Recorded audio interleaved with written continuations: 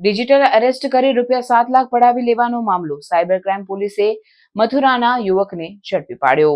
અઠવાગેટ કોલેજની નિવૃત્ત મહિલા ક્લાર્કને ડિજિટલ એરેસ્ટ કરી ટોળકી દ્વારા 7 લાખની રકમ પડાવવાના ગુનામાં સાયબર ક્રાઇમે મથુરા 29 વર્ષીય સ્પોર્ટ્સ શિક્ષક સંતોષસિંહ હાકીમસિંહની ધરપકડ કરી છે. સાયબર ક્રાઇમે જણાવ્યું કે સંતોષસિંહે 15,000માં પોતાનું કરંટ ખાતું વેચ્યું હતું. આ ખાતામાં ટોળકીએ નિવૃત્ત મહિલા ક્લાર્ક પાસેથી પડાવેલા 7 લાખમાંથી 4 લાખ જમા થયા હતા.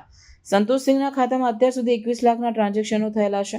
સાયબર ક્રાઇમે સંતોષસિંહે બેંક ખાતું કોને આપ્યું તે અંગેની તપાસ શરૂ કરી છે. વધુમાં ઠગ ટોળકીના સાગરીતોએ મહિલા ક્લાર્કને 600 કરોડના મની લોન્ડરિંગના કેસમાં સિમ કાર્ડનો ઉપયોગ કર્યો હોવાનું કહી મુંબઈ ક્રાઇમ બ્રાન્ચના નામે ગુનો દાખલ કરેલો હોવાની ધમકી આપી 7 લાખની રકમ પડાવી હતી.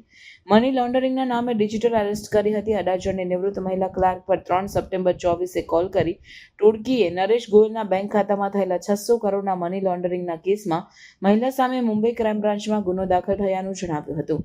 મહિલાને એરેસ્ટ વોરંટ મોકલી ડિજિટલ એરેસ્ટ કરી તેમના ખાતામાંથી 7 લાખ રૂપિયાની રકમ પડાવી હતી. પોલીસ કમિશનર સર સુરત શહેરની સૂચના અનુસાર cyber crime cell Surat city દ્વારા ખાસ કરીને ડિજિટલ અરેસ્ટના જે કેસીસનો ભોગ ગુજરાતમાં અને સુરત શહેરના જે નાગરિકો બને છે એમના પર વિશેષ ધ્યાન આપીને ગુના રજીસ્ટર કરવા સૂચના આપવામાં આવેલી હતી. તે અંતર્ગત એક રિટાયર્ડ મહિલા નિવૃત્ત અધિકારીની અત્રે અરજી મળેલ હતી, જેની અંદર તેમની સાથે 7 લાખ રૂપિયાનું ડિજિટલ અરેસ્ટ ફ્રોડ થયેલું હતું.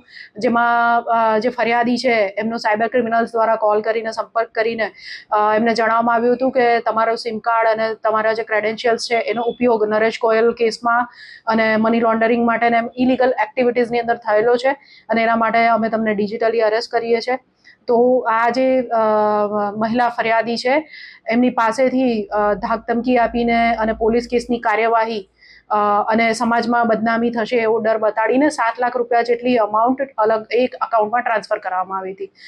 સાયબર ક્રાઇમ સેલને આ ફરિયાદ મળતા અત્રે ગુનો રજીસ્ટર કરીને ટેકનિકલ વર્ક ચાલુ કરવામાં આવ્યું હતું, જેમાં જણાવ્યું કે આ જે 7 લાખ રૂપિયામાંથી એક અકાઉન્ટ મથુરા યુપીનું છે જેની અંદર 4 લાખ રૂપિયા જેટલી અમાઉન્ટ ગયેલી છે અને ત્યારબાદ ત્યાંથી પૈસા વિડ્રો થઈ ગયા છે.